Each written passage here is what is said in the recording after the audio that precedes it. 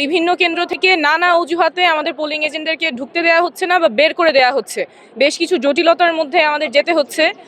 বিভিন্ন কেন্দ্র থেকে নানা অজুহাতে আমাদের পোলিং এজেন্টদেরকে ঢুকতে দেওয়া হচ্ছে না বা বের করে দেওয়া হচ্ছে এবং বানোয়াট কিছু নিয়ম বানিয়ে এই অজুহাতগুলো দেখানো হচ্ছে। কাউকে বলা হচ্ছে যে আপনারা তো এখানকার ভোটার না, অথচ এরকম কোনো নিয়ম নাই যে পোলিং এজেন্ট হতে হলে এই আসনের ভোটার হতে হবে।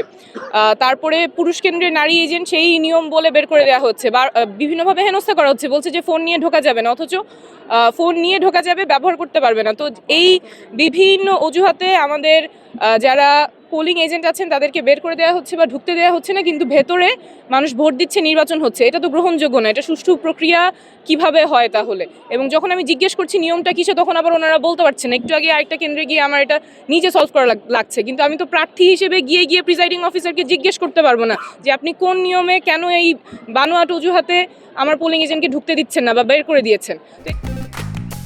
সবার জন্য ভালো চপস্টিক ইনস্ট্যান্ট নুডলস। তো এটা তো কোনোভাবেই গ্রহণযোগ্য না। এবং যখন আমি জিজ্ঞেস করছি কোথায় নিয়ম, উনি বলছেন যে আমাদেরকে বলা হয়েছে। কে বলতেছে? ওনার ওইটা নামও উনি বলছেন না। তো এটা তো গ্রহণযোগ্য হতে পারে না কোনোভাবে। আমরা চাইবো যে সুষ্ঠুভাবে নির্বাচন হবে এবং এই যে বিভিন্ন অজুহাতে আমাদের পোলিং এজেন্টদের ঢুকতে দেওয়া হচ্ছে না, বের করে দেওয়া হচ্ছে, এটা কোনোভাবেই গ্রহণযোগ্য না।